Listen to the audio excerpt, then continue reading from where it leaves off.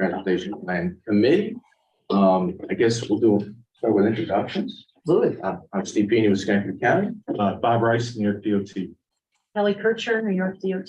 Mike Butler, City of Mechanicsville. Liz Cormos, Village of Folsom Spa. John Scavo, Clifton Park.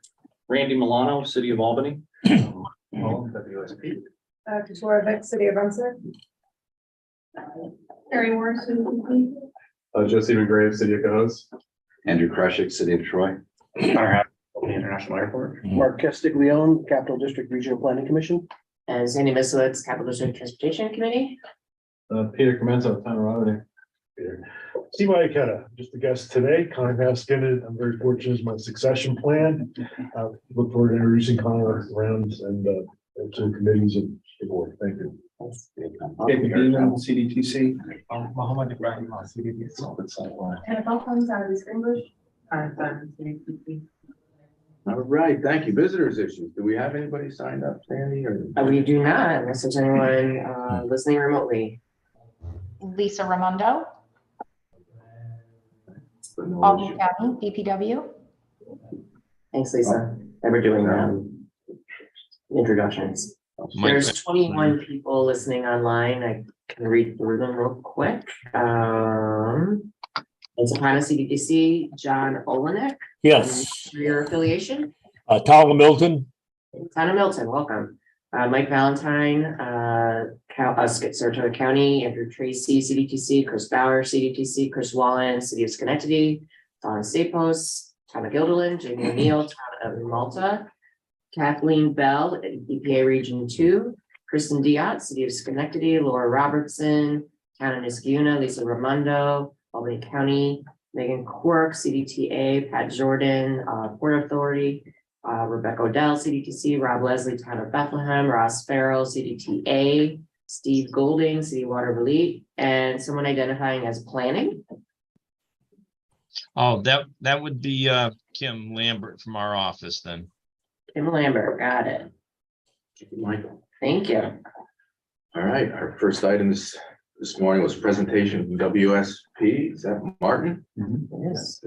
You want to introduce what we're Yeah. doing here? So we've had an initiative at CDTC for a while now related to smart communities, which is, in the simplest way of saying it, sort of the integration of technology into transportation. And we've been working with Martin Hall's firm and his consultant team, WSP. Jen Sopanos has been leading this project for CDTC to develop what we have kind of transformed it into the Smart Mobility Toolbox. So we just wrapped up this project and Martin's going to provide a brief overview of the presentation. And let me just make sure our technology is working, Martin, before you get into the presentation, because you know how that is.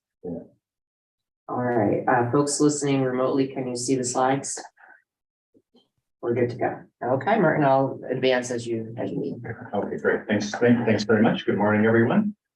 I think we can move on to the next slide.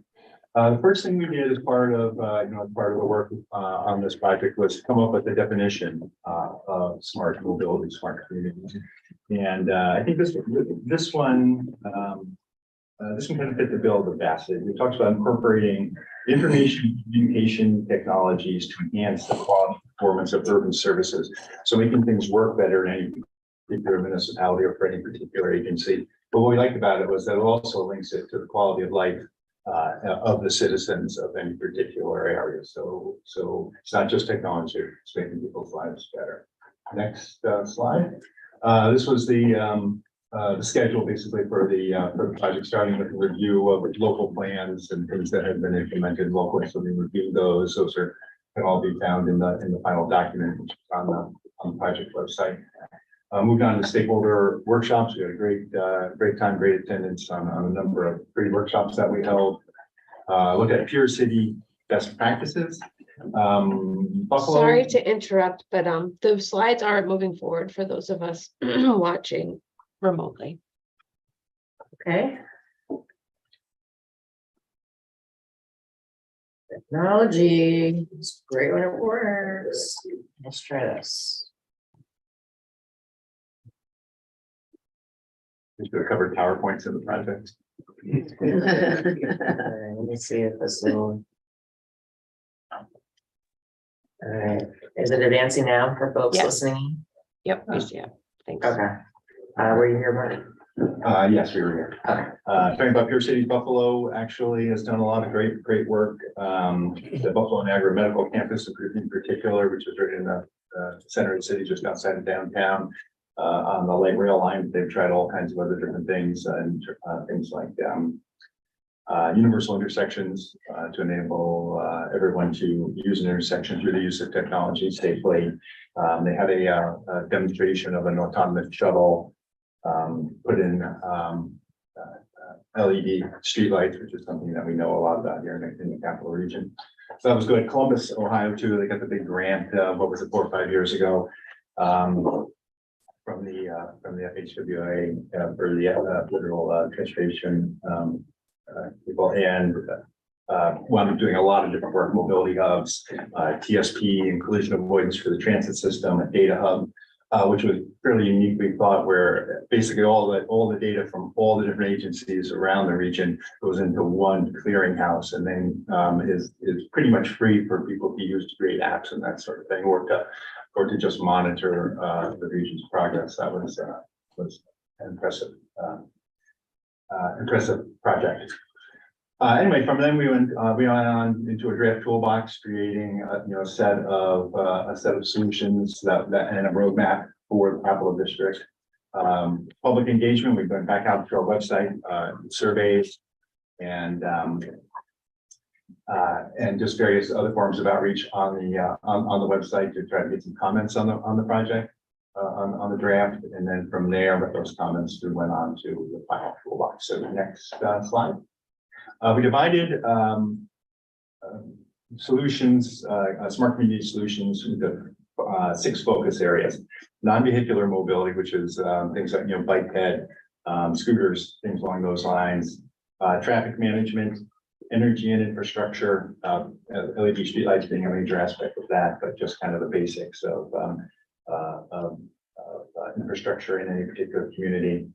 Parking management, smart transit, and finally, electric, connected, and autonomous vehicles, which we looked at as a bit of a progression, starting with electric, going to connected, and then finally to autonomous, not looking at. I don't know what just happened, sorry. No, that's okay. Not looking at necessarily looking at it as a practical way of phasing our way through that very complicated set of problems that need to be solved in order for autonomous vehicles to really work. So next slide. And so from all that work, looking at local existing conditions, looking at our peers, analyzing various tools that are out there, we came up with the following set to carry through into the toolbox. So you'll see it if you look at the final version. Starting at non-vehicular mobility, we looked at we include micro mobility. Again, that's primarily at this point what we're looking at is car share, scooter share, bike share type services. Smart mobility hubs, CDTC and City of Schenectady are already moving forward on that, but basically bringing all these things together in a specific spot. Kind of nice because it's kind of a transition between existing physical infrastructure and some of the electronic digital stuff that we're thinking about moving towards. Universally designed intersections. The main thing here is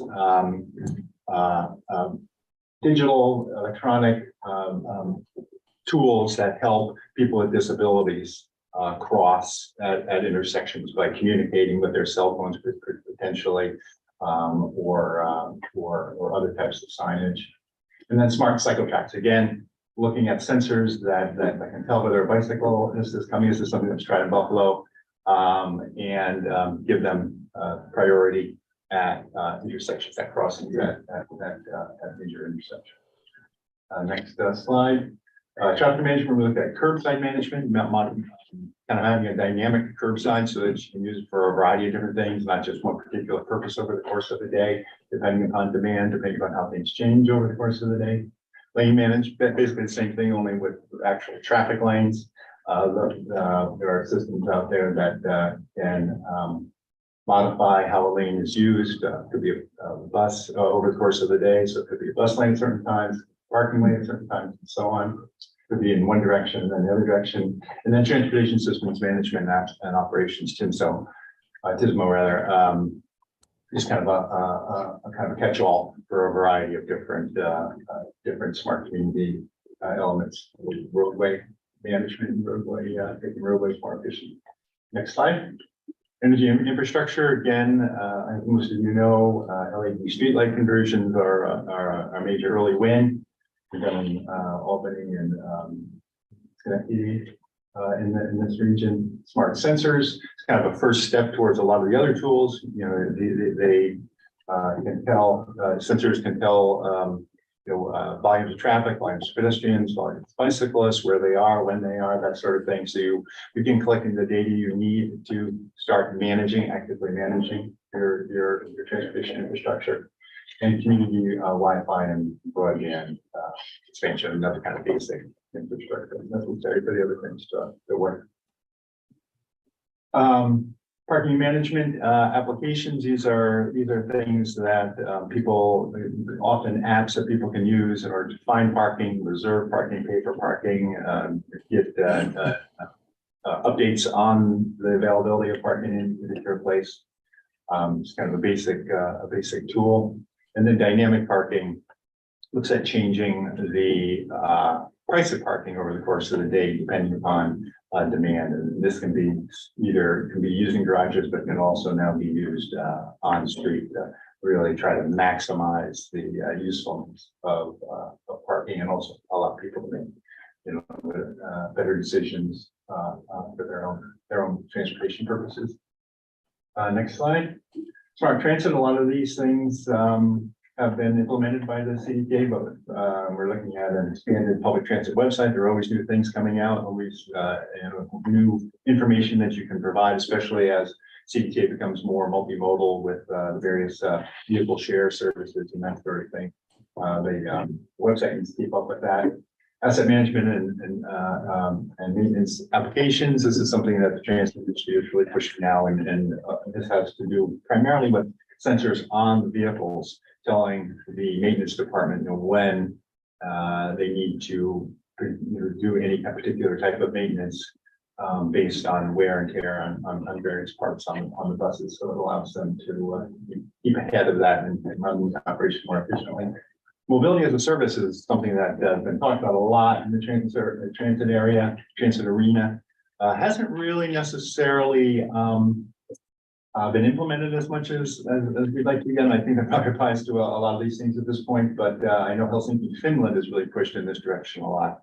But the idea is that you have one app that has the schedules and fares and fare payment information for basically all the transportation services you would use. So if you wanted to take a bus from somewhere in the capital district over to the Rensselaer train station, ride down to New York, and then take the subway to Queens, you can just plug that trip into an app and have it all planned out and paid for in the touch of a button, things like that.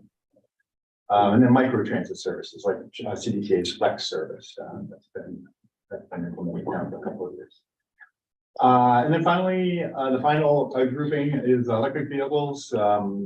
This is something that we've heard a lot about, but we've seen a lot of progress in this. A lot of chargers going in, a lot of fleets starting to convert. Pretty exciting. One of the more exciting aspects of smart mobility right now, but also connected vehicles where we have to look at, as I mentioned a little bit earlier, on infrastructure. We have to start planning for them now, and that's certainly something that's coming down the road. These are vehicles that communicate with the infrastructure around them, via drivers' information, and to also allow traffic lanes, traffic signals, things like that to be managed. And finally, autonomous shuttles. We didn't go all the way to autonomous vehicles, but here and there we could see places where the right of way is dedicated, and so an autonomous shuttle might work in the near future. So from that long list, that kind of catalog, that menu of items we went to. an implementation roadmap. We divide things into three different types. Next slide, or three different approaches. Simple strategies, which are things that basically can be implemented on their own, and many of them have already been implemented on their own, usually by one organization. So a municipality or an agency can say, you know, we're going to convert our fleet to electric vehicles, we're going to put chargers in our facility, we're going to buy the vehicles, and it can be implemented that way. Next slide. Advanced strategies become a little bit more complicated and require more than just one single technology to be implemented usually. So you need some kind of you need infrastructure, and you also need some kind of operational system in order to keep them active, like the micro transit services. You just don't buy the vehicles. In that case, you also have to have an entire dispatch system and sales app that's used to support it. So there's a set of those. Next slide. And finally, dynamic. These are things that require probably more than one organization to implement, and also evolve over the course of time, or require constant update and maintenance. So again, looking at another transform mobility as a service. If you're going to do that, you need to have multiple organizations in a region or even beyond, in several regions, and all the other complicated software and management systems that you need to talk to the accounting systems of multiple organizations. There's a lot of things in the background there. So those are the report goes into some detail on how these things might be implemented in terms of cost, in terms of agency involvement, in terms of organizational involvement, and that sort of thing. So again, all on the bottom. And then the final section here is funding and resources. We took a look at federal, state, and private sector funding for smart mobility. This is something that came up in the focus groups. There are often programs available for building or implementing initially the infrastructure, but not so much for maintenance and operation. So funding was an important issue for people. Next slide. Probably the biggest news here is that the IIJA has really created a lot of new funding sources for smart mobility. So a lot of technology specific funds. The green ones are ones that are more specifically aimed at some of the things that we're talking about here: the carbon reduction program, National Electric Vehicle Infrastructure Program, LONO. You know, CDT just received a very large grant from that program.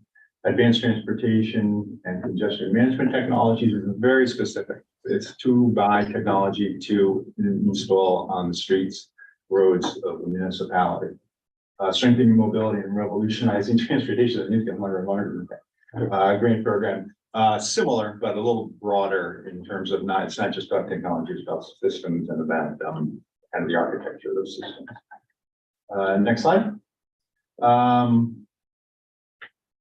Number of state programs, and the states obviously, very much committed to technology, to alternative fuel and things along those lines. So we have a number of very useful programs and technology support programs. And then we did find one bike share private sector grant. But on top of that, there are also a lot of EV chargers, for instance, being installed now at retail locations, at apartment buildings, larger buildings, things along those lines. So we're starting to see good support and acceptance from the private sector as people move along this step forward.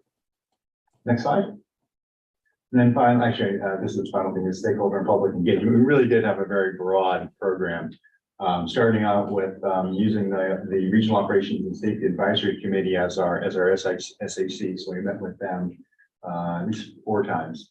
And sometimes more. Project website, which is going to be up for the next year. Focus group sessions, sort of mentioned those. Stakeholder interviews, we had a lot of one-on-one or 1-on-2 or 3 people interviews, which were very helpful. And finally, survey input and public comments there from the outreach program at the end of the process.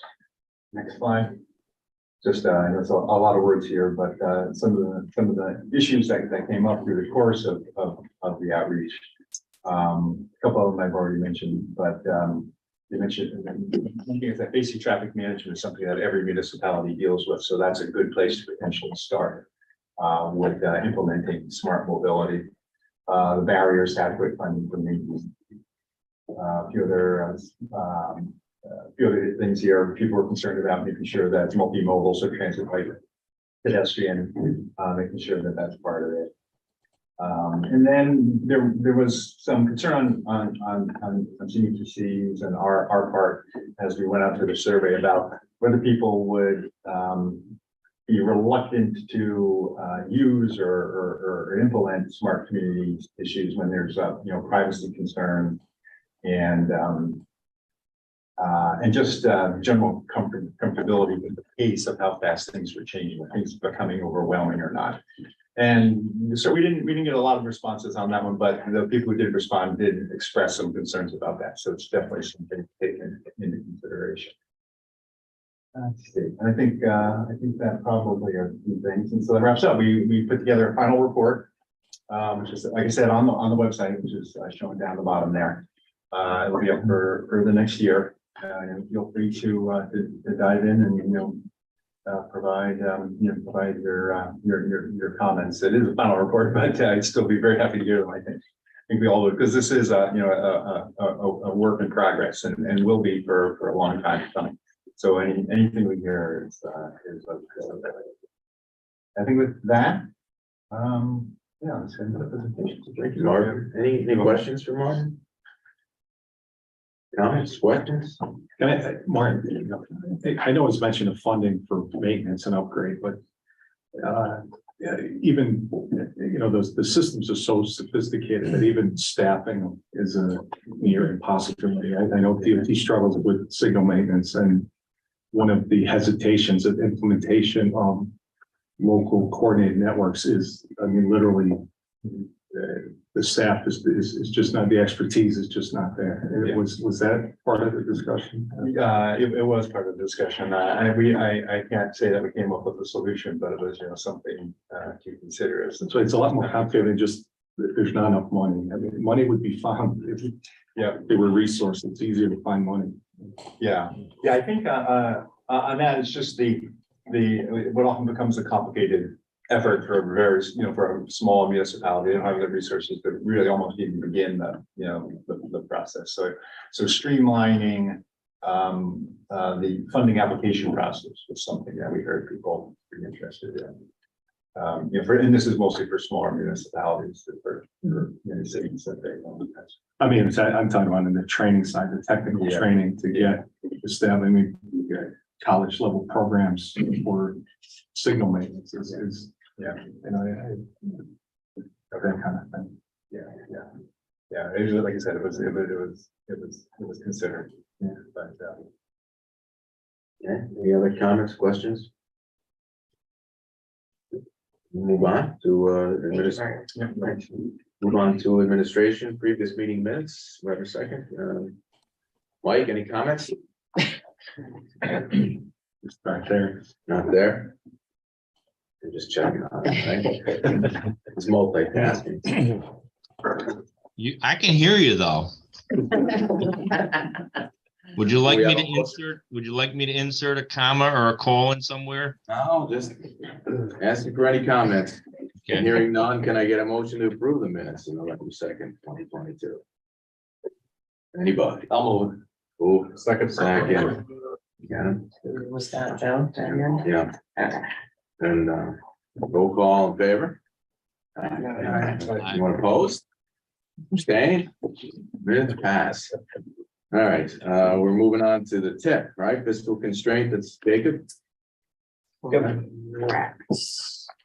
So just before Christmas, I believe, the new STIP was officially approved by the state, which means that we're officially working off from our new 22-27 tip that we worked on all last year. So this is the original fiscal constraint table as of October 1st of the new tip document. From now on, we'll be working on this.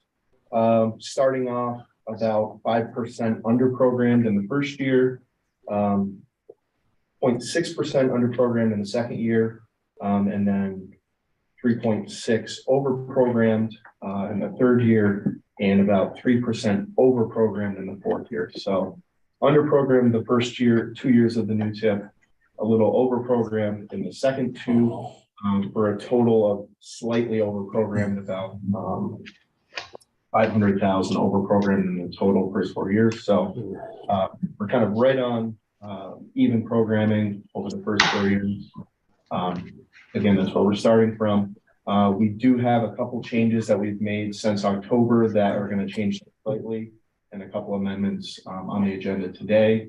So it's not going to really impact, we're not going to be over programming at all, but those numbers will change for February. So we're in good shape right now. But as we move on, you know, we're kind of on a thin margin, so we're going to have to be careful for adding too much more. We will deal with that when it comes. Jacob, any questions, comments for Jacob? And we'll move on to item C, officer nominations. Sandy, you want to take that? Sure. So welcome to 2023. We always start the year off here doing officer nominations and getting our chair and vice chair established for the coming year, or the new year, I should say. As secretary, I kind of facilitate this conversation. I did reach out to Mr. Feeney, who has graciously agreed to continue on as chair if folks are okay with that. I also reached out to Joe Graves to see if he would be interested, because Sean McGuire is going to be stepping down as vice chair. So, you know, Joe is interested, and what we are looking for is nominations from the floor for these two candidates, or anyone else who might be interested in serving. I nominate Joe Graves to be vice chair of the committee. Okay, thank you, Mark.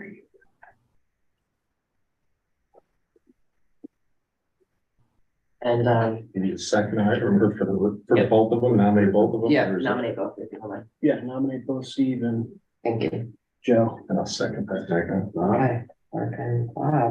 Okay. Call for any other nominations or? Any other nomination? Anyone else interested in serving? Would be on that. So hearing none, we'll close the nomination process, if that's Correct. correct. And ask for a motion to approve that, I guess. Is that? Yep. Yeah, or- We have a motion. Well, we have a motion, we have a second. All those in favor? Aye. Anyone opposed? Staying? Motion carried. Motion carries. Thank you. And thank you to Steve and to Joe for helping us out in serving these roles. Appreciate it. Congratulations. All right. Congratulations. All right, moving on, D, policy board and planning committee schedule. Got that? Yes, so first of all, I do want to apologize to the committee for the large number of agenda changes with the holiday last week and a lot of people being out of the office. We did have a revised agenda, and in so doing, we found just a few minor changes. I don't like how whoever set this up earlier set it up for me. Let me see if I can get this flowing on the notes.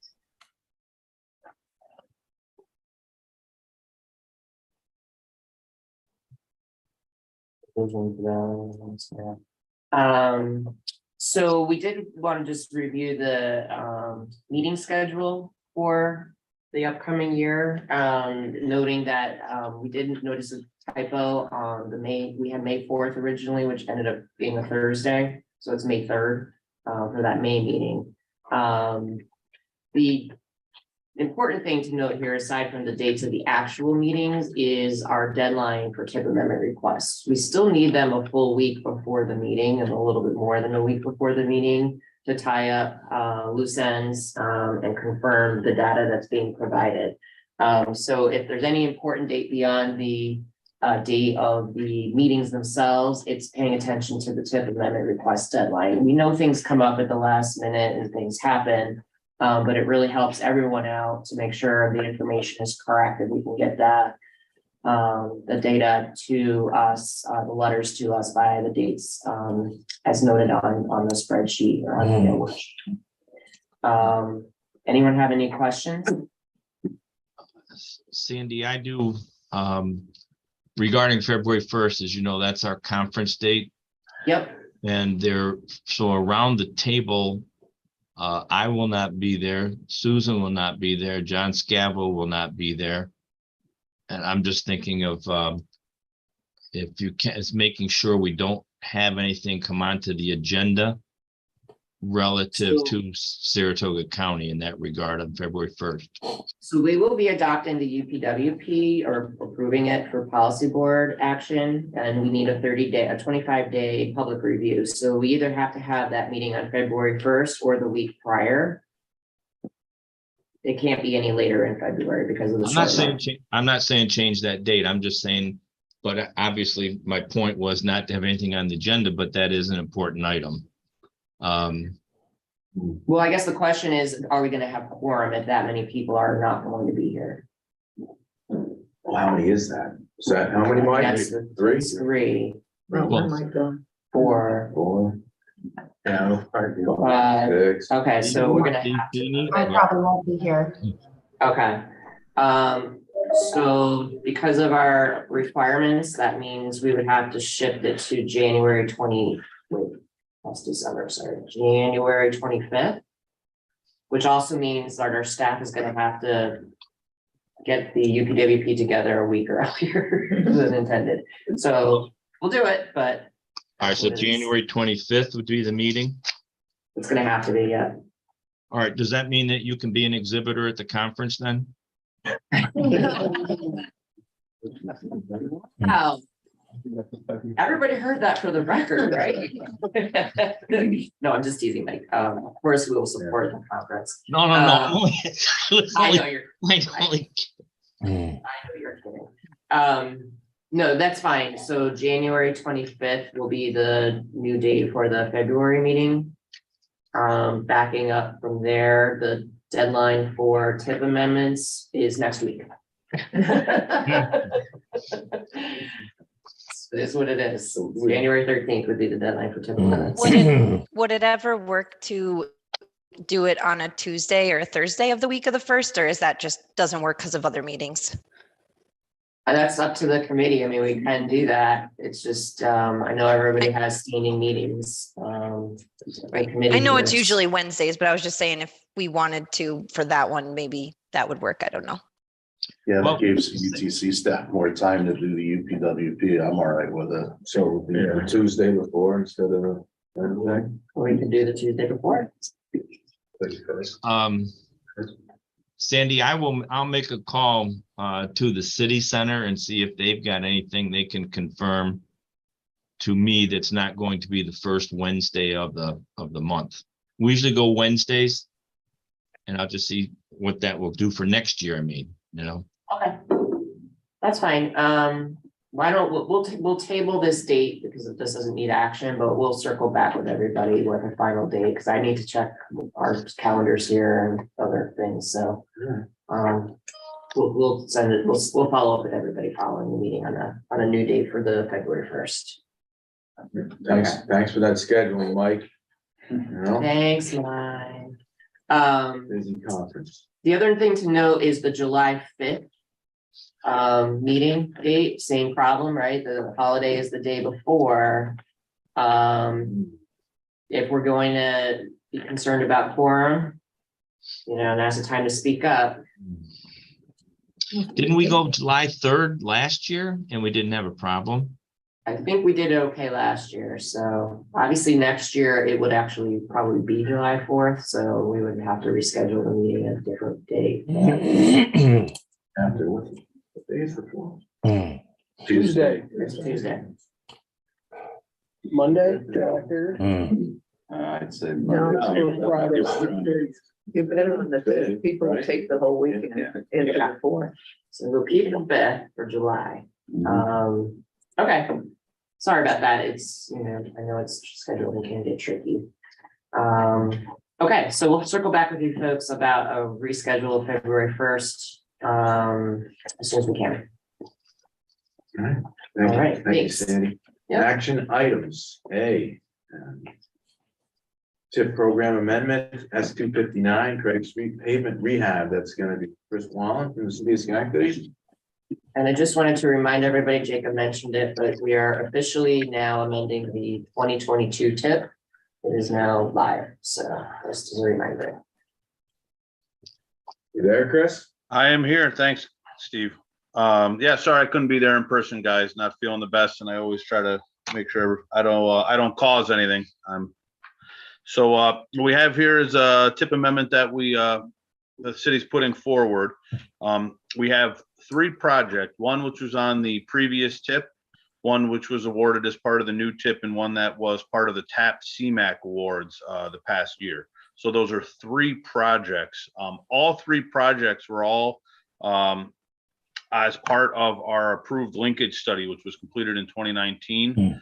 The city has done a similar thing with our safe routes to schools and another project. I believe it was just a regular tip project where we tried to do 2 projects with 2 different pins at one time, and it ended up being just an absolute disaster for me from a paperwork perspective, for the contractors, for everyone to try to manage 2 pins, 2 projects, 2 EBOs on one set of bid documents.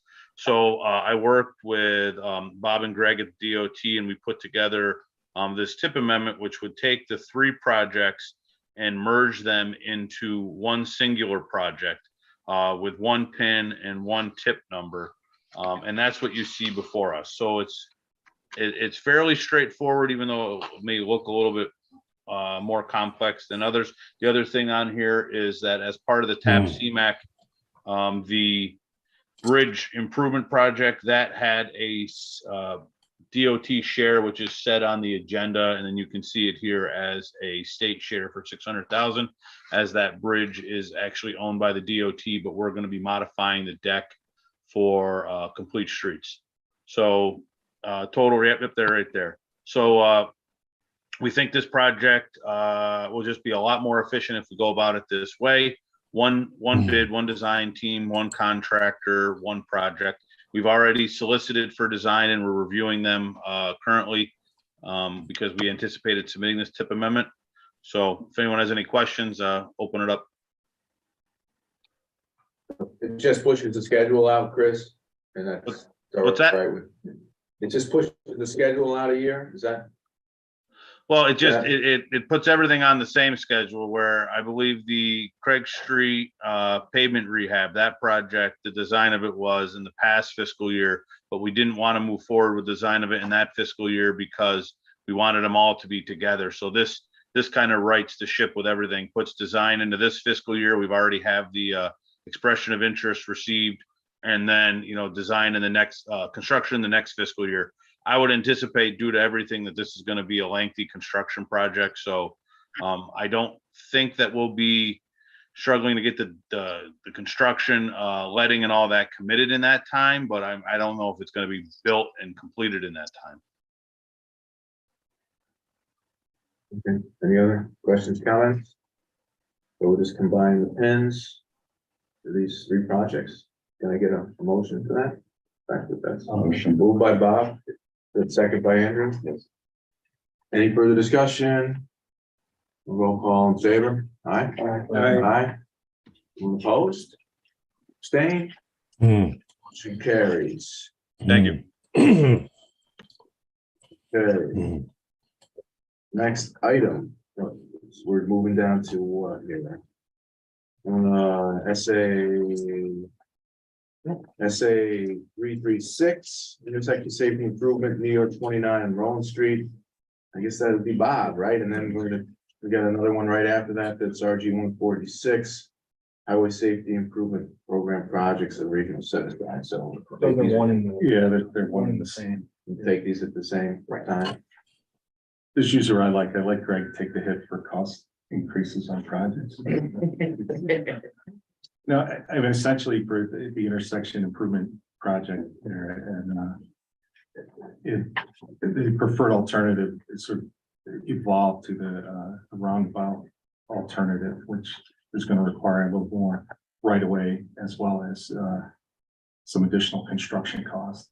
The construction costs are capped out because of cost benefit analysis. So it said on there that there's only a 1.75 allowable for HSIP. So most of the chunk of construction cost is actually state funded. But with this amendment, we are looking for the addition of 274,000 as a drawdown from 146, that block set aside. What percentage of that is set aside? Not a percent. That's a 4.3 million. Set aside. And they're pulling 274. 6 or 7%, Yeah. something like that. Any questions for Bob? Yes, if you can bring me up to speed on this. Back in 2018, I contacted DOT and I asked them to do a study on this intersection.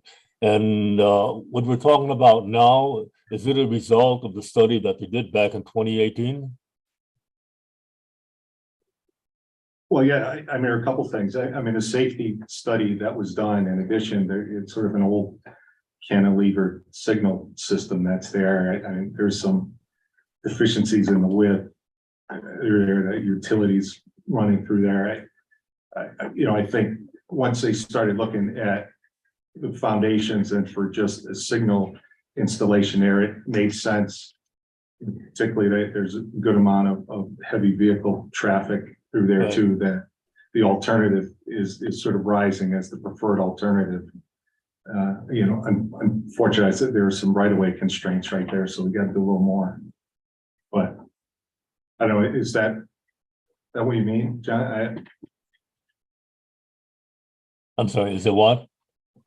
Does that answer quite? Yeah, I mean, this is the follow-up to the safety study. That's where the evolution of the project came from. Okay, so are we heading toward looking at the possibility of a roundabout in this area? Yeah, that's what we're proposing there with this project now. We're proposing a roundabout rather than, we always wanted to take out the cantilever, but looking at the numbers and the approaches from the different quadrants there and the sort of lack of pavement area right there, and it made sense to make the investment right now. And what is the projected time of this? Time. I mean, we're still looking at the fiscal year would be 23. I don't have the letting date in front of me, but you're probably like 24 construction season. So 2024 would be the projected time to complete this project. Construction, right? Yeah. Okay. The status that's on the screen. How do I get a copy of this? John, this document's available right on our website. If you can't find it on the planning committee materials, I'm happy to email it to you. Thank you. Bob, just to point out, the just mentioned construction in 24. Is that not consistent with what's here? No, the obligation. I don't know the letting date. Okay. I'm going to assume because obviously, I mean, a lead time on any of this stuff. That's what I'm saying. Even okay. Nowadays, we're putting construction out 2 years from the letting date. Okay. Just for signal or any sort of related traffic related material. So your best guess. yeah, I mean, best guess is construction will be 24. Okay. We don't have a letting program there. Design approval. All right, any other comments, questions for Bob?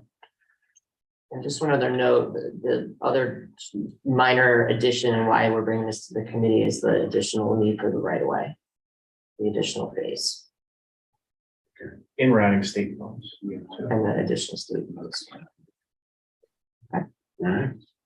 So can I get a motion to move the state's request here for SA 336 and RD 146?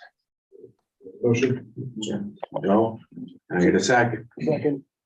All right. Roll calls in favor, aye? Aye. Opposed? Abstained? Motion carries. All right, we're on to the UPWP. Sandy? Yeah, so This is just an amendment of our current UPWP. As you can imagine, as you go through the budget year, things change. NISDOT, at the main office level, we just completed a 10-year contract. The way our grant funding works for our planning funds is we have 10-year contracts with DOT. They audited the last 3 years of the prior agreement. And in that process discovered that our current UPWP is actually over-programmed by almost $300,000. So when I inherited the data from my predecessor, whether there was just incorrect information passed along or, things were tracked poorly, I'm not sure, but this is where we're left with. So we actually had to cut our budget as a result. So this is amending our current work plan to reflect those changes. And, we recognize we have a lot of, with the, the addition of the money from the IIJA, the federal infrastructure law, we actually had more planning funds provided to us. So at least for this year, the net impact of this is not a reduction in our services or in our ability. What it does limit is our growth. I planned on hiring more staff. I had planned on some other things that's not going to happen now. It will likely impact moving forward until when we see how this fiscal year plays out, what's available for the next fiscal year as we build the new UPWP. So, when I spoke and we solicited for the sort of $1 million of planning funds, this may have some impact on what's actually available at the end of the day, but we don't have those numbers yet. It's still too early in the year, believe it or not, even though we're almost at the end of our fiscal year, remembering that our fiscal year runs April 1st to the end of March the following year.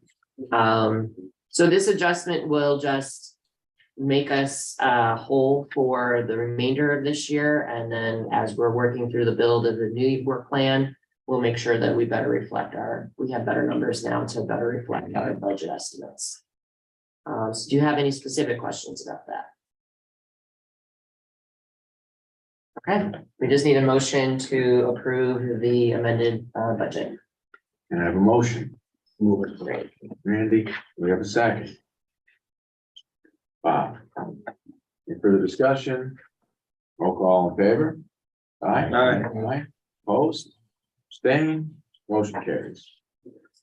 Okay, EJ, Title VI analysis is gonna be Carrie. Yep, so I'll just briefly start out by saying, we recently adopted a new transportation improvement program. As what that triggers, one of the things that triggers for us is an assessment of the project program based on environmental justice and Title VI. At the same time, we also, there was also a new data release from American Community Survey that allows us to update the environmental justice map that we're going to we use as a screening tool moving forward. So Carrie is going to walk us through the report and provide an overview of the new map and what the tip analysis and some other things said in the report. So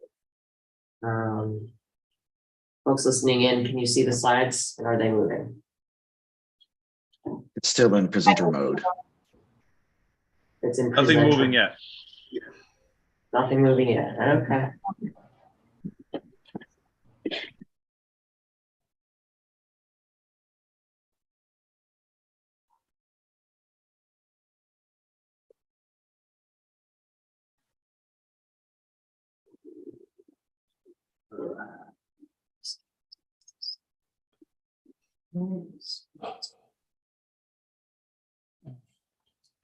All right.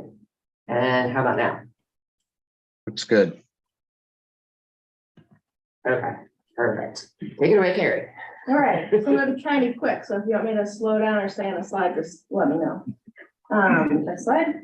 So in large part, this document is to cover requirements related to Title VI of the Civil Rights Act of 1964, which is the first bullet, and also the Executive Order for Environmental Justice, which is the second bullet.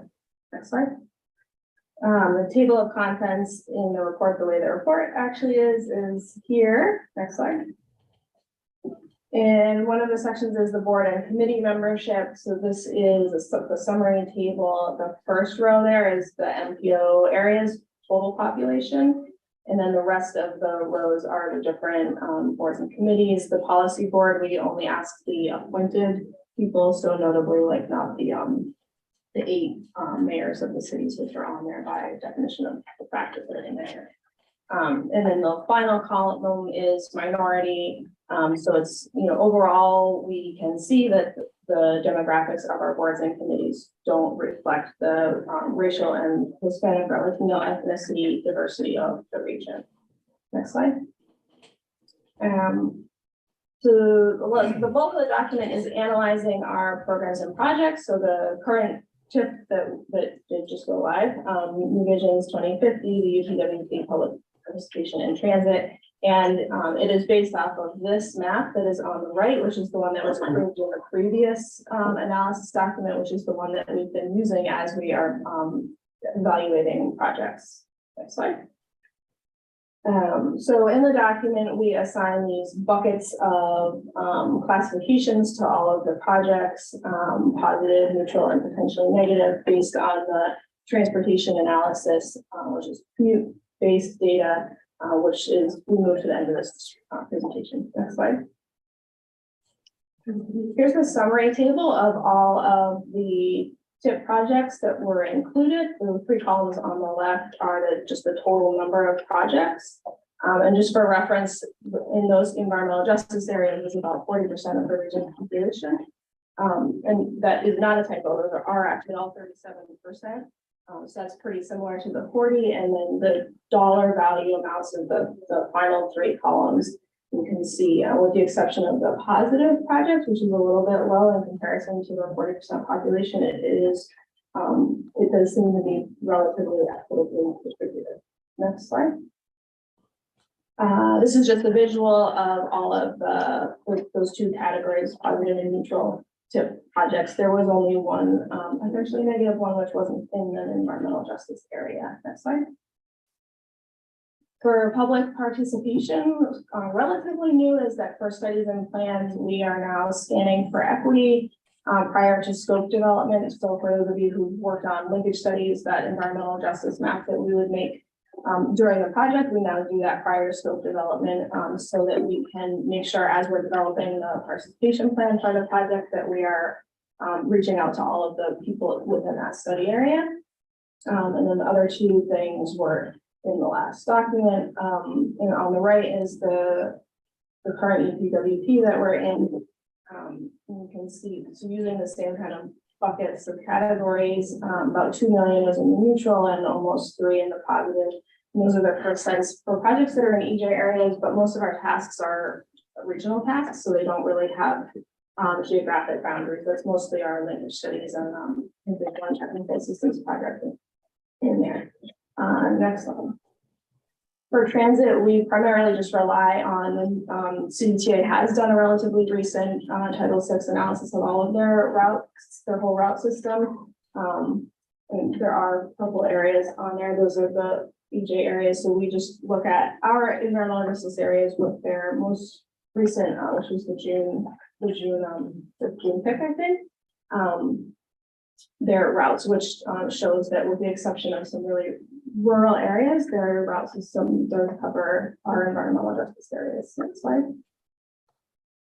Recommendations in the document include evaluating and proposing meetings for boards and committees to better reflect regional demographics, to consider or continue considering general environmental justice impact in combination with the location in an EJ area during the TIP project evaluation process. Notifying sponsors of potentially negative projects when they're in environmental justice areas that is the case, and offering to assist in providing public information on the project design, and then updating this document over time. Next slide. We also looked at newer demographic data in terms of geographic distribution for these categories, including by individual race, and also the transportation patterns. This is the 16 to 20 ACS 5-year data. Next slide. So the map on the right is just another example of the spatial distribution that was disability. And then on the left is a table showing, or this is the poverty one, the protected population in comparison to the total population in that category and how they're commuting to work. So this is representative of other categories. You can see that the total population drive alone is they get higher than the population below 100% of the poverty level. And in reverse, I guess for transit, there's significantly more people below 100% of the poverty level who take transit. Next slide. And so from that new data, we can create a new map which combines the above the regional rates for minority, which is 21.8% in your data, and our below poverty, which is 10%. I think that's the last slide. Yes. So we kind of ended on this slide. If you review the report, you'll see this analysis actually more towards the beginning of the document. Because this map with your approval today will be the one that will be used from this point forward when we evaluate whether it's UPWP projects, TIP projects, or any other initiative here at CDTC for the foreseeable future for environmental justice. The other thing that just wanted to remind folks of, because I think sometimes at this table, folks only think of this as an urban issue. Clearly, by the map that we're seeing here, it is not an urban issue alone. We have different demographic groups in different parts of the region. So environmental justice as defined is much broader than just a solely urban focused issue. So I just wanted to make sure that was clear to folks around the table. So with that, do you have any questions for Carrie? And I encourage you to look at the document. There's a lot more detail, obviously, in the report. We had an income survey done because we felt that the census data was not reflecting our population, and it showed a significant difference. I mean, census says our median income is 65,000. The income survey, which is accepted by HUD, USDA, HCR, you know, for and would make us eligible for CDTC money, showed 45. So I don't know, is there any way to share that data with, you know, we had a lot of undocumented aliens and other, you know, groups that just didn't answer and we're a small community, so well, I think that made you're a difference. Personally, I think you're highlighting a universal problem with the census data. It's not unique to your community, it's everywhere. You know, we at a regional scale can really only use what's available to us.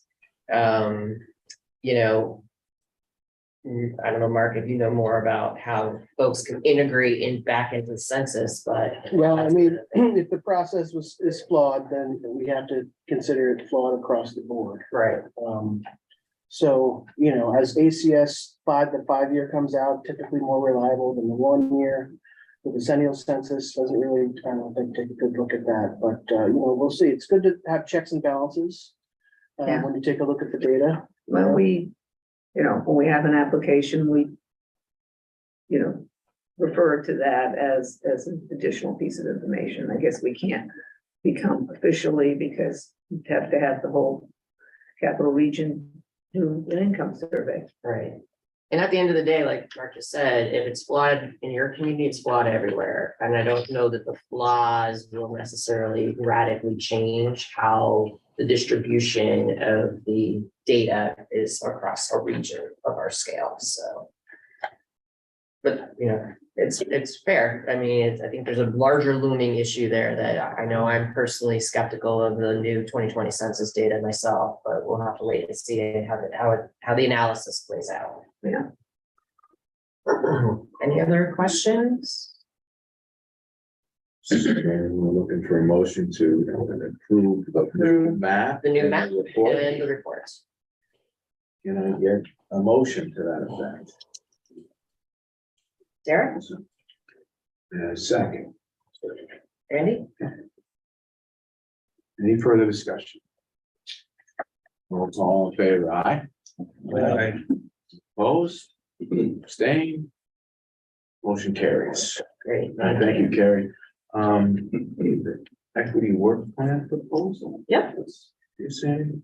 Yeah, so you may recall, before the holidays, we had a discussion about developing an equity sort of program here at CDTC. And at the time, we were thinking about options to perhaps pass a resolution or develop some other approach to integrating equity better into the transportation planning process.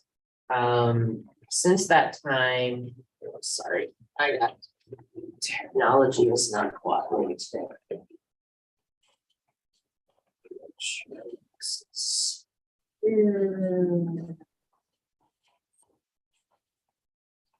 It seems like it should be easy to navigate this, but sometimes it just isn't. Okay, so we had this, I'm so sorry. So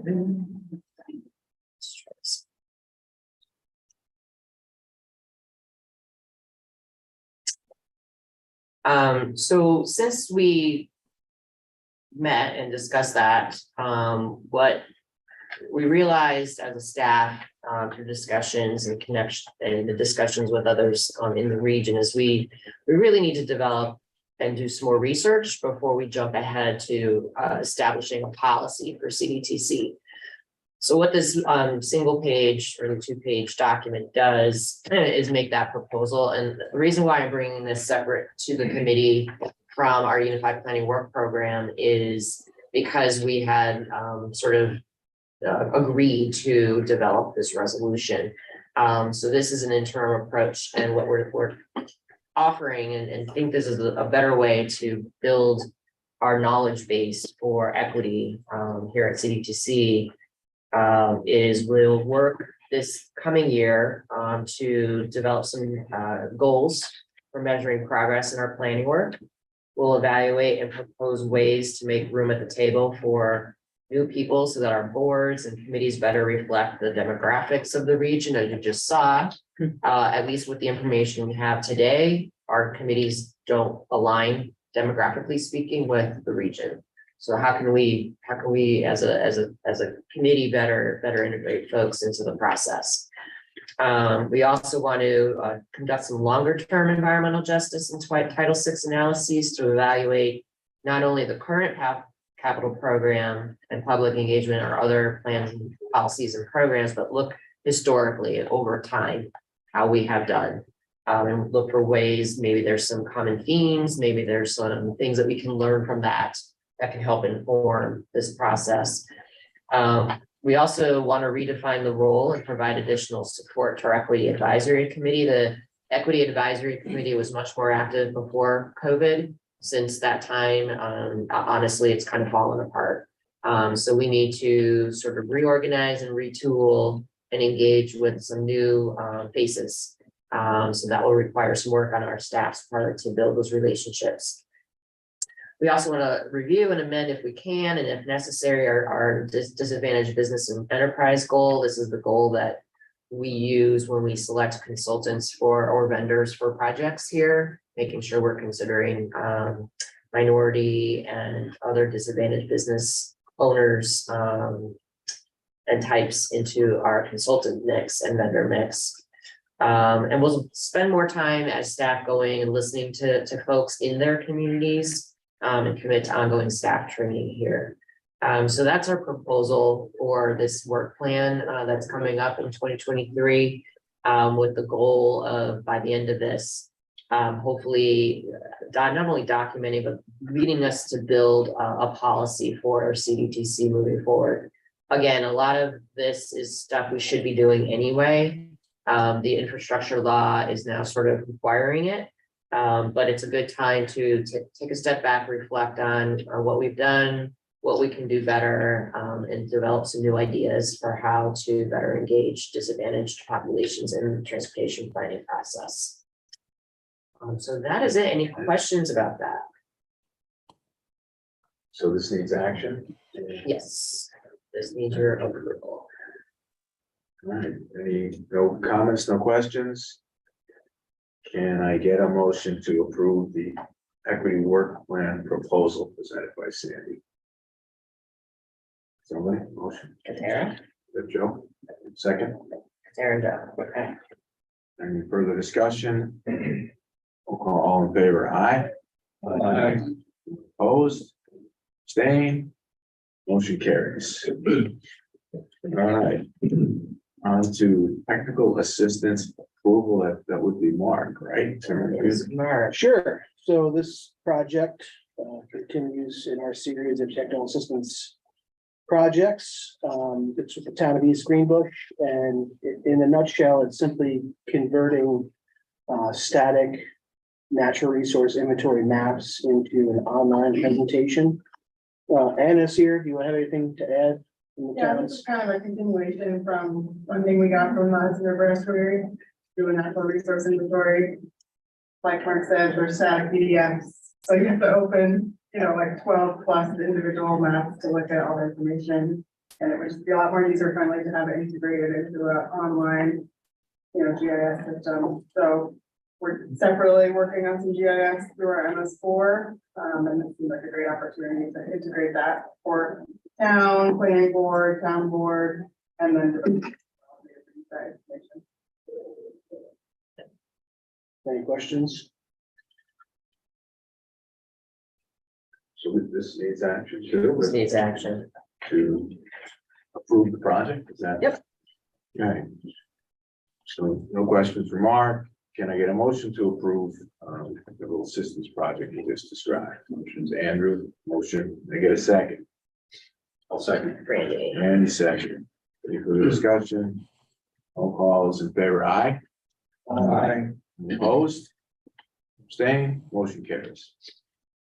All right, on to discussion items, UPWP solicitation proposal. Sandy? Correct. So when we last met, we had hoped to be able to make some decisions on the solicitation we offer for planning projects. With the holidays and a number of questions that arose from the proposals, we're not in a position to do that today. But I did want to share with the committee a summary of what came in, which this table is available on our website, but in essence, we received 16 requests for funding representing over 1.2 million in federal funds. So clearly we have more proposed projects and we'll have funding for, and as I mentioned earlier, that $1 million may actually be a little less than we had originally hoped. When we meet in February or in January, well, to be determined, we'll have, as we've done historically in the past, we'll have you folks take action on a recommended set of proposals first, and then we will integrate those into the UPWP document. And we'll have you take action on the whole UPWP at that time. The interesting thing is we did get a variety of players to submit that we haven't seen before.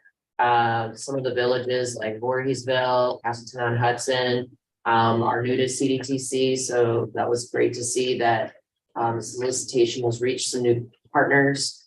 A lot of the other folks that proposed, and Town of Milton actually has never been a applicant for UPWP funding here as well.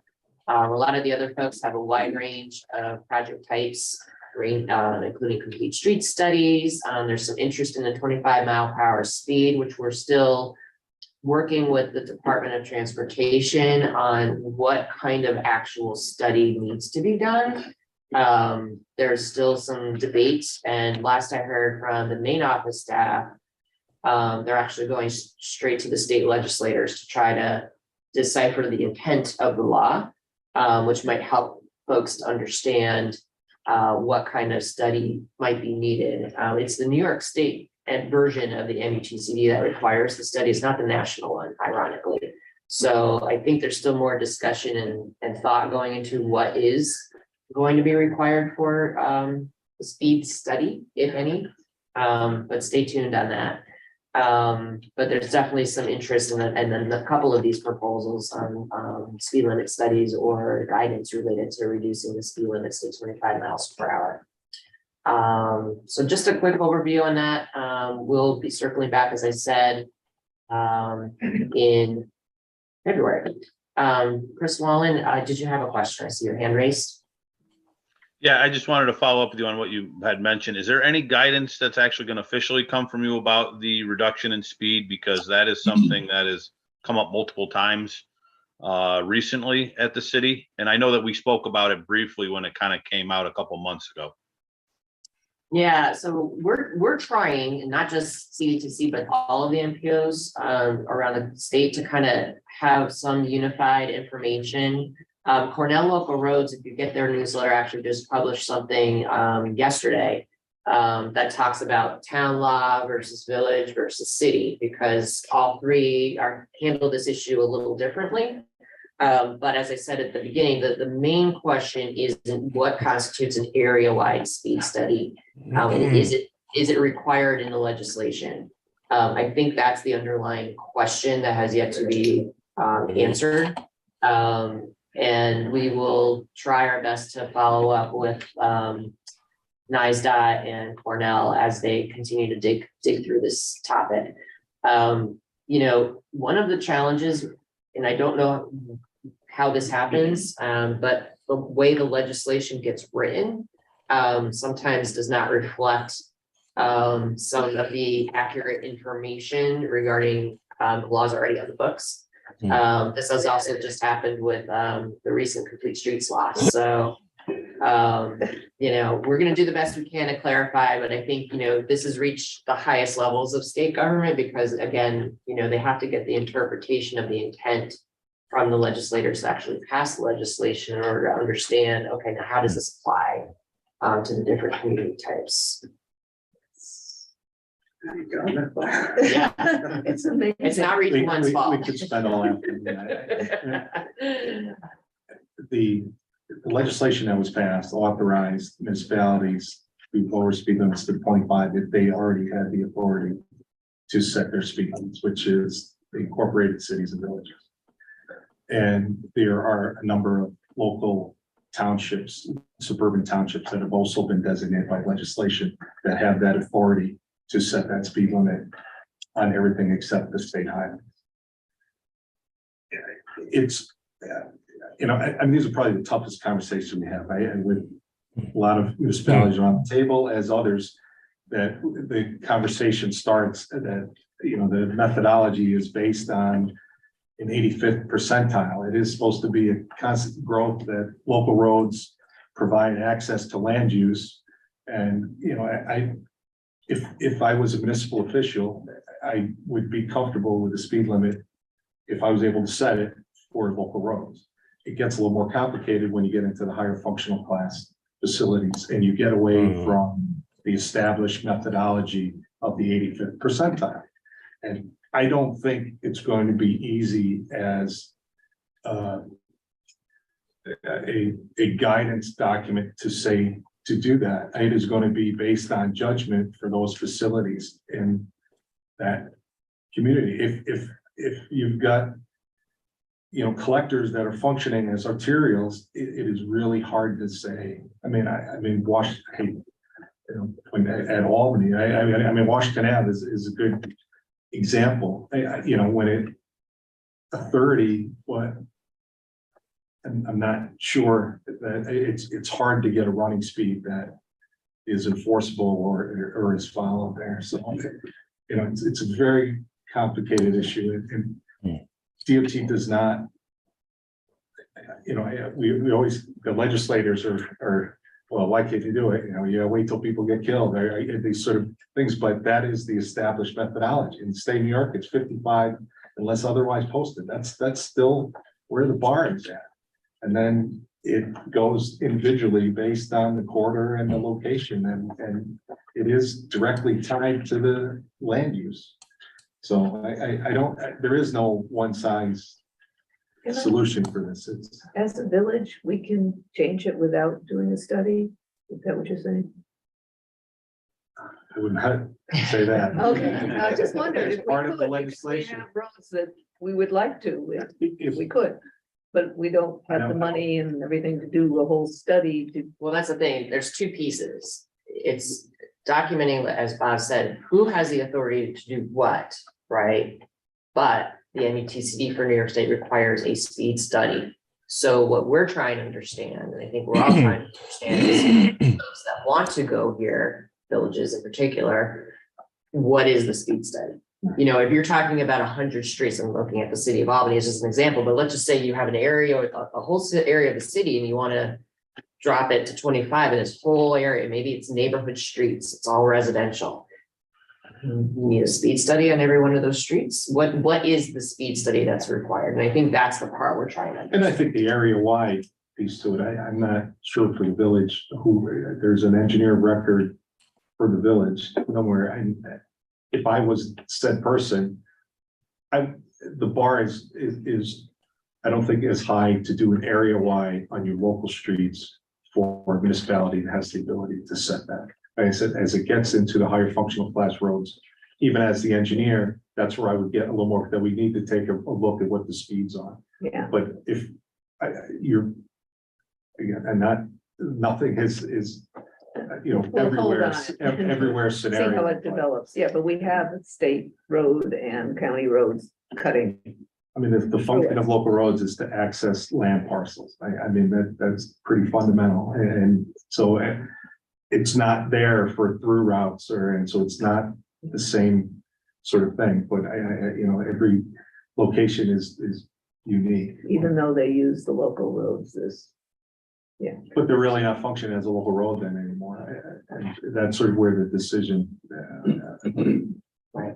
Okay. So stay tuned. I mean, like I said, I had actually a phone call into David Orr at Cornell Local Roads based on the article that was out yesterday, and I'll pass that along to the group just as reference because Cornell Local Roads has been doing a lot of research. I'm certain if with the department on this topic because they represent and work with a lot of towns, cities, and villages, particularly in rural parts of the state as well. So stay tuned.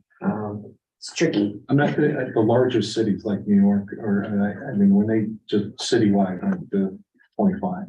Right. I mean, I'm sure there's a document that backs that up. I don't know that reference material enough, but they're not the only city that's done that. Right. Yeah. So, and I think that's where the cities seem to have under the current vehicle and traffic law a different way of handling things because there's no state highway, even though there's state numbered routes. They're not owned and maintained generally by DOT. So it's easier to do a municipal wide or even just neighborhood by neighborhood kind of thing. In the cities, towns and villages, or the villages have to contend with the fact that the state owns and maintains most of the state highways that pass through the villages. And town law is completely different. So stay tuned. It's a little messy, but we'll be working, to at least gather the information as it becomes available. And only the governor can circumvent the MUTCD. That usually happens. I put no legislators on the line, but that's usually what stops the discussion. I said, you really want to change the speed limit? Just, propose a piece of legislation. Whoa, wait a minute. That's, the numbers need to be looked at. All right, so we digress a little from UPWP. That's okay, but I think the point being here is, just wanted to share with you, that's one of the reasons why we couldn't make recommendations right now because of this issue. And I don't know that we'll have any more clarity, but it will make some of how we progress some of these proposals, interesting discussion in our next meeting. Moving on, summary of 20. Oh, and there's John has his hand raised. Yes. Sandy, could you just back up for a moment regarding what you had listed for the town of Milton? Yeah. Share my screen for you. So the town center plan update, identifying improvements for safe walking, biking facilities from West Milton to the town center, creating connections to the Zinsmith and Geyser Road trails. Yeah. Okay. That makes Yep. sense. Okay. Yep. I'm familiar with that. Thank you. Okay, perfect. Great. Thanks. Moving on, 2022-2027 TIP project selection moves, is that where we're at? Jacob? Yes. So again, project selection changes, small changes to TIP projects that we make that don't require an amendment, typically small cost increases and schedule changes. We've had one since we last met, and this was really just aligning the 1924 TIP with the 22-27 TIP that hadn't been approved yet. So that was just bringing basically data from the 22-27 TIP that wasn't approved into 1924 so that the department could get moving on this project. So no actual cost changes associated with that. So that's it. Jacob, excuse me, Mike Valentine here, Jacob. On the, just so I'm clear on this, when we do the project selection, that's CDTC and DOT in concurrence on a request? Yeah, and if it was a local sponsor, the local sponsor would be in concurrence as well. Okay. We started to share these, Mike, with the committee because there were some decisions that don't require planning committee action, and we just wanted to be transparent with what changes were being made that don't require your actual approval. No, that's from my side, not as a member at the table, but just as an applicant. I mean, I love the process so much. Is there any criteria that has to be considered? Yeah, so on our website, on the TIP page, we have guidelines that constitute, or I guess that outline what constitutes an amendment. So if your particular change doesn't meet those guidelines, then it would by default be project selection. You're talking about cost and scope? Yeah, typically there's percentages involved, but typically it's like a cost increase less than 250,000. Right. And then just changing a schedule within the first 4 years of the TIP, things like that aren't going to require an amendment. Typically how these play out, you know, yourself, a sponsor or the department sends us the change as, hey, we need to make this change. And then it would be between us to say, oh, actually, that doesn't need to go to the committee. We can just make that change in the meantime. Okay, that would be triggered by a phone call from me to either you or to Bob? Right. Okay. So I think on your end, the process would be the same. In your mind, you're saying, I need to make this change. It needs to be an amendment. And then just depending on the level of it, we might say, actually, you don't need to wait till the next meeting. We can do that now. Right. The table that I'm showing on the screen gives you the sort of the guidelines, and I will note that as part of our TIP committee that just sort of launched, we'll be refreshing this down the road, whether that happens this year or next year, I'm not sure, just timing wise, but we will be refreshing this. And we're not inconsistent. I mean, all around the state has some mechanism to enter administrative modifications or that they would refer to them as. Right. Yeah, but not everybody across the state has a Saratoga County. We are well aware of Saratoga County and the representation. Like Bob, we're almost at the end of the meeting, Bob, and I haven't had my chance yet. So. All right. Moving on, right? CDTC project delivery update, is that where we're at? That is Jacob? So again, project tracking, right? Each month we reach out to individual sponsors and get updates from consultants. Since the last time we met, we've got a couple projects that have reached the milestones. West Old State Road sidewalks, town of Gilderland. Construction was completed in November of 22. Another town of Gilderland sidewalk projects, sidewalks on US 20 from Devonshire Drive to Mercy Air Lane. Construction also completed in November 22. And then the Glenmont Road roundabout in town of Bethlehem. Construction completed in October of 22. Rob was potentially still on the line. He said he had to jump at 11. Rob, are you still there for a quick talk? I'm still here. Okay, if you wanted to go over kind of the finalization of that Glenmont Road roundabout, if you wanted to real quick, if you've still got time. Yeah, so thanks, Jacob. The Glenmont Roundabout project, obviously based on its name, included a roundabout construction at the intersection of Route 9W, Fierbush Road, and Glenmont Road. It also includes sidewalks leading to on 9W, leading to commercial areas and a elementary school. The construction completion was wrapped up in October of this year. We had a flag raising ceremony since the center island of the roundabout included some landscaping, a stacked stone wall, and three flags. So to cap the completion of the roundabout construction, the town held a flag raising ceremony, which was nicely attended by the Chamber of Commerce and other business owners and some town residents. So a nice way to wrap up the project. I think we're still looking to close out with DOT, and we have a pending. I was just informed that we have a pending lawsuit on one of the right-of-way acquisitions. So while the construction is complete, I think there's still one outstanding item that needs to be completed there. But I wanted to just share with the group that the project did have some success with our communications plan. So we had developed a construction communication plan, which was implemented initially for this project based on some poor responses we had from another transportation construction project on Delaware Avenue. The town implemented a communication strategy for this project, and it was quite successful.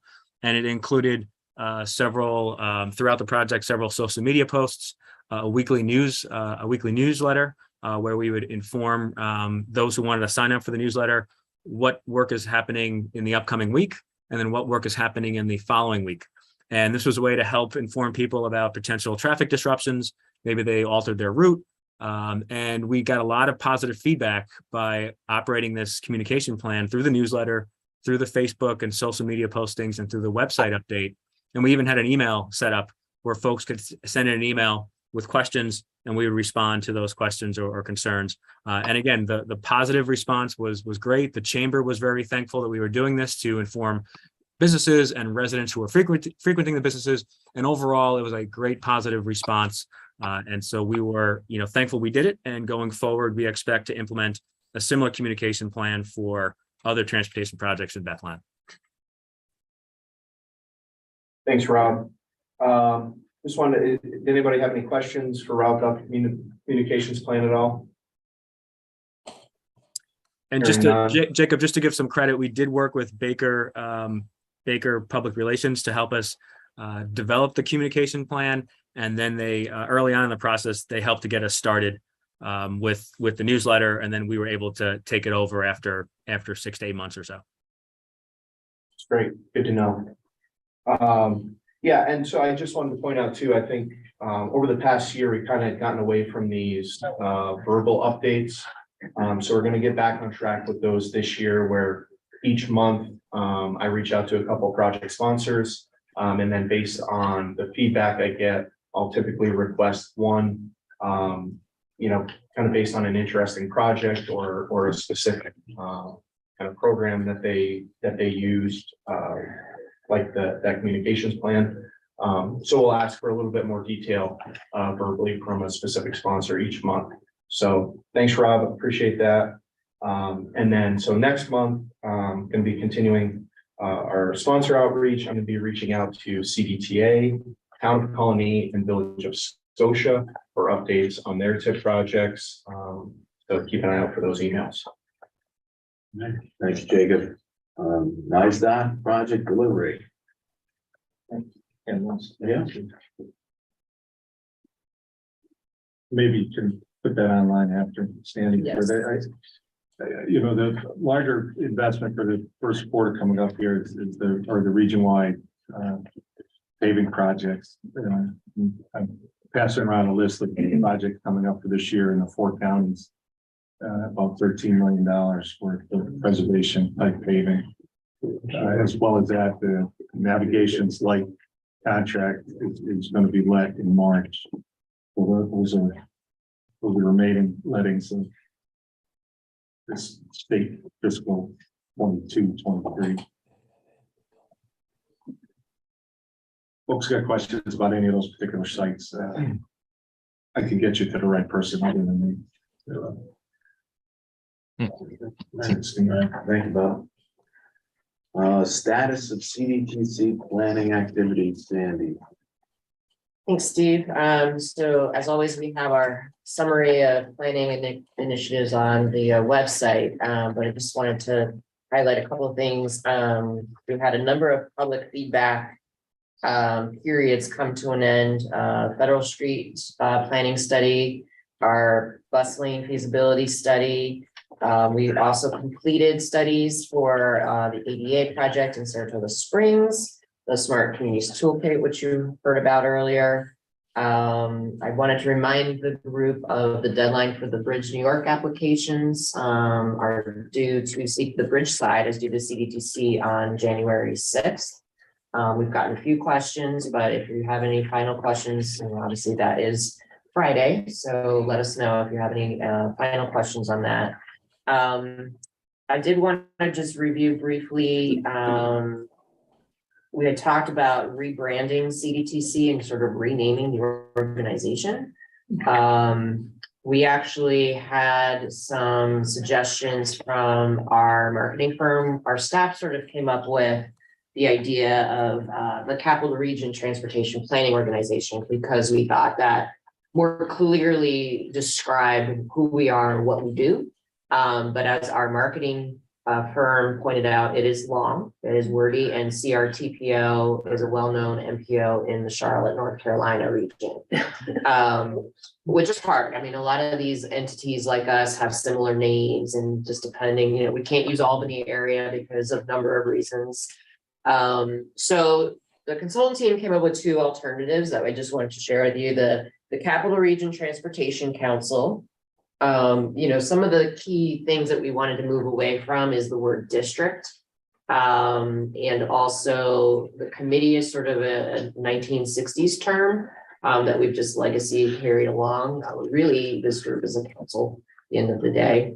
So that might be a better fit. But the acronym doesn't move us too far away from CDRPC, CDTA, all the Cs. So to reflect that idea of how do we move away from that first letter being C, the consultant suggested, well, what if we flipped the terminology so that it's the Transportation Council of the Capital Region, the TCCR. So those are the sort of the three, what we'll call finalists for the name change. And if you have any thoughts or ideas, you know, feel free to, or feedback, you know, you like one versus another, let us know. We'll be reaching out to the policy board because ultimately they'll be the one making the final decision on this, but those appear to be the finalists. So I did just want to share that today. Nothing that you could say. So Nothing that you. we did not have, and nor did the marketing team have the creative juices to come up with like a cool word like car. I don't know, like you know, we had cart at one point, but we didn't want to be a cart. You know, we thought that was a little strange. Yeah, the creative juices aren't there. I think that I put too much words in it in front of it. Is that part of like NY would make the distinction between CR? Yeah, I mean, you know, it's just from a marketing branding perspective, when you get to more words, it just becomes. I think if we were to talk publicly, like at a national event, we would use CRTPO-NY to distinguish us from Charlotte. We would go with the CRTPO option. I can say that our admin and finance committee felt strongly that we stuck with the capital region as a theme. There just isn't any other way to describe a regional organization around here. So we tried different methods like Mohawk Hudson or, you know, different geographies, but nothing really fits. So those were the finalists. Go ahead, Steve. I would back up.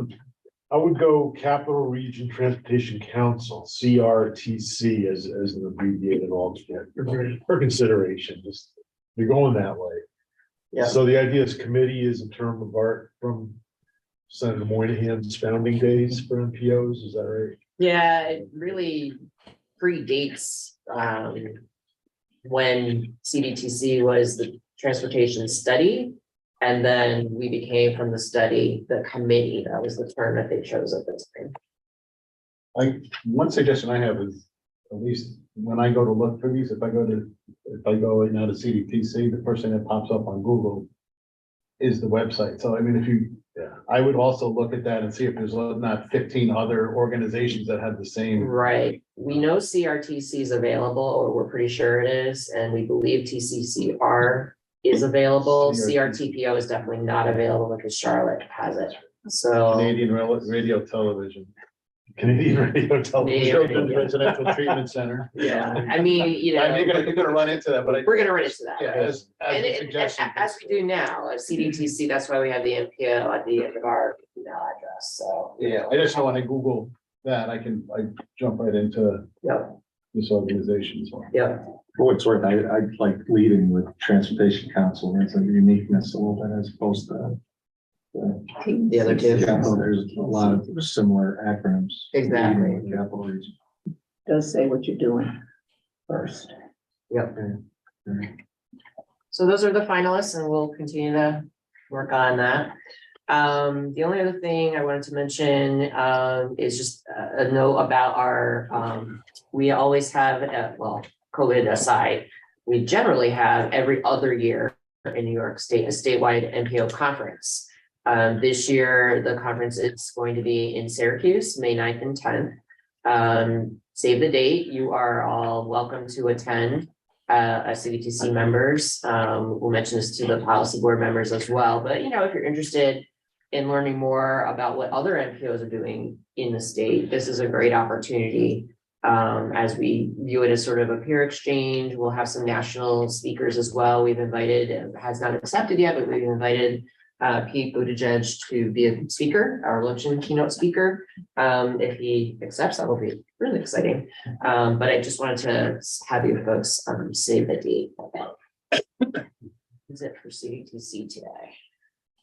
Okay, thank you, Sandy.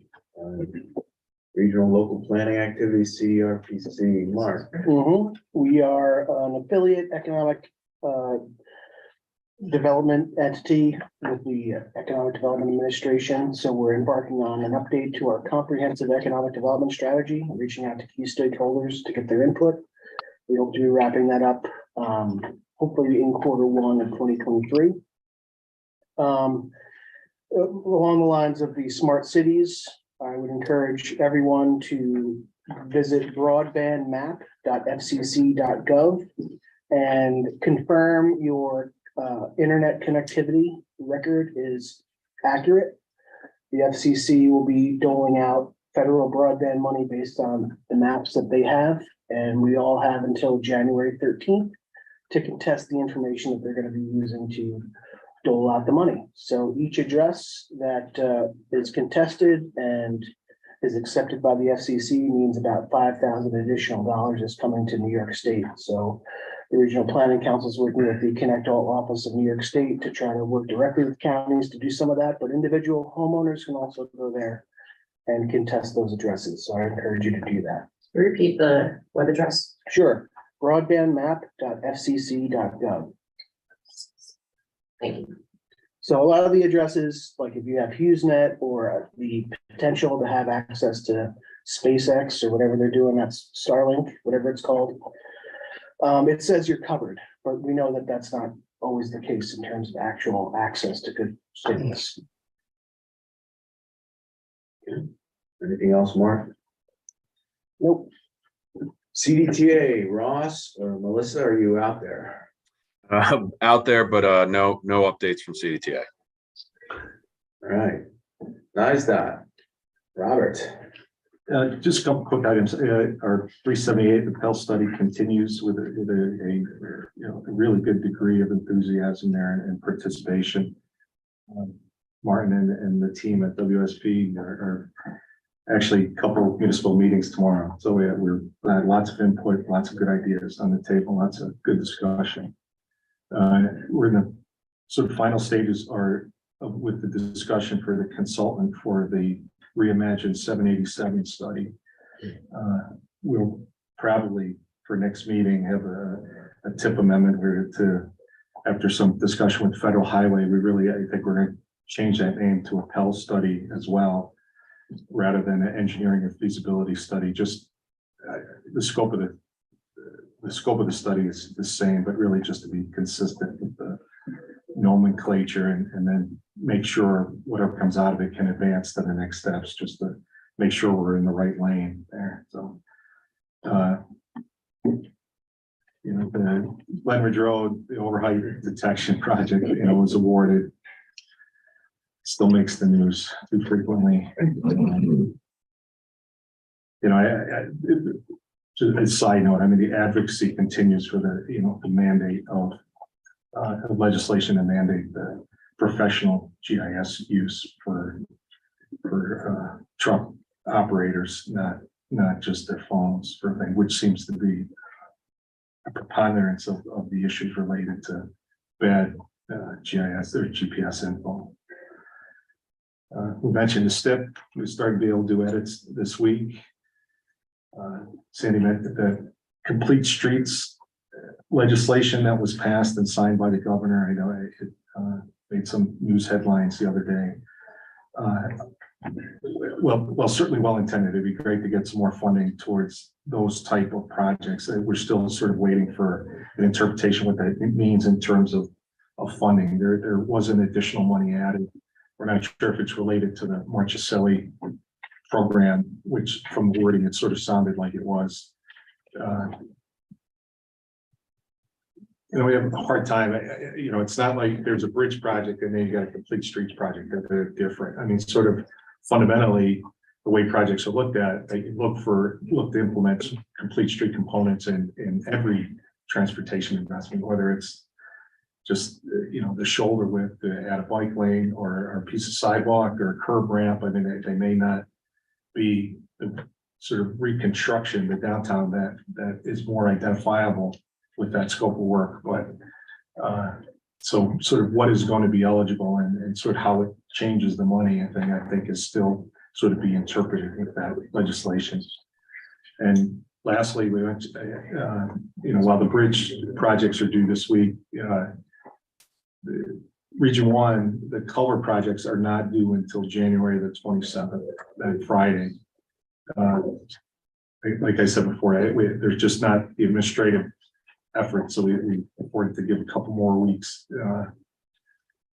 here before those things are due, even though the DOT website, I think it says 2 weeks earlier than that. But so what has it been extended then up to? No, we've always been operating on the 27th, and there's nuances to it all across the state, how this is being implemented, but we've had a lot of feedback. I know we're going to get a healthy set of candidates for that program.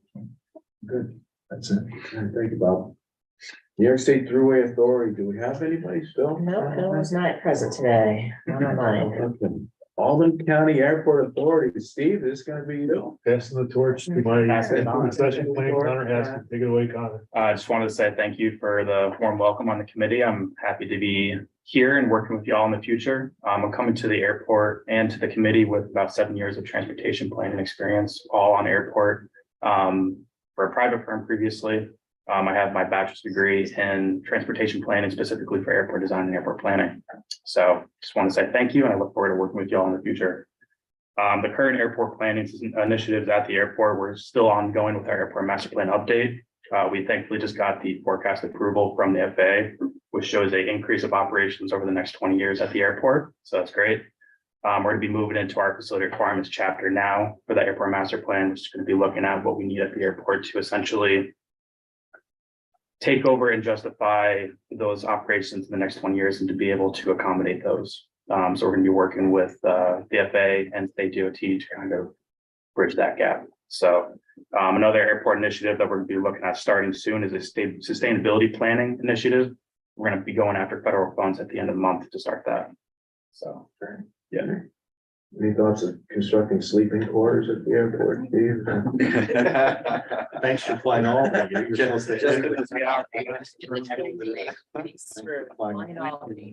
Thanks for flying all. That's a great idea. There's nursing lounge, prayer, meditation center. Yeah, just a question from, what went on. I read that, like, basically Southwest shut down their operations for 3 days so they could reset all the personnel of who could be matched with who. It all started with a sick call in Denver. Was it software? IT or what? failure. There's It was, massive computer. Who can fly with who is such a big deal, and so you let them. What they were saying, their systems essentially just failed, and the gate agents were essentially running down crews in the airport because they didn't have a means of getting to them electronically to say, can we reschedule you? So as they were exiting the airport, there was gate agents essentially running out of airports to grab them and be like, we need to reschedule you, because they don't have the infrastructure to essentially do that. The crews were all stranded as well. Crews were stranded as well, and they didn't know where crews were at most of the time, so. Yeah. Happens when you. Can I ask a question about when the bulk of the construction work on the TSA area is going to happen? Is that happening this summer, next summer? When is that? Answer? Go ahead, you know more about that. Sure. PIN 95, we're going backwards in our PIN numbers, Bob. Those are cartooning days. Everyone else is going forward, we're going backward with DOT, but we're very grateful for your support. The 2-year clock, 24-month clock is about to commence tomorrow. With the execution of PIN 90, full execution of PIN 95, everything's in place. So it's a 2-year clock, bidding the summer construction. So late 23, 24 is the active construction year for the improved, more spacious, tripling of space at the pre-security checkpoint, some improvements at immediately post-checkpoint. But it will greatly increase our compliance and safety for passenger comfort and potential future health concerns. So distancing, et cetera. And Chick-fil-A line won't interfere with you. And it's all getting reconfigured, right? We're currently at 50% schematics. We're hoping to have 100% by the end of the month and moving into engineering design after that. So That's great. Yeah, thank you. Albany Port District is Pat. That's on Yep, I'm still on, but no updates today. Thank you. Okay, thank you, Pat. All right, then, just upcoming meetings, please take note, right? Active Transportation, January 10th, and Envision's 2050 Virtual Learning Series, that's another January 17th. And then Planning Committee, that's a work in progress. We'll circle back with you guys in the next couple of days to finalize the date for that February 8th. Anything else? Then? Not for me. All right, we have a motion to adjourn. Oh. No, thank you. All in favor, aye? No one's opposed? Thank you for taking your time. Thanks, everybody. So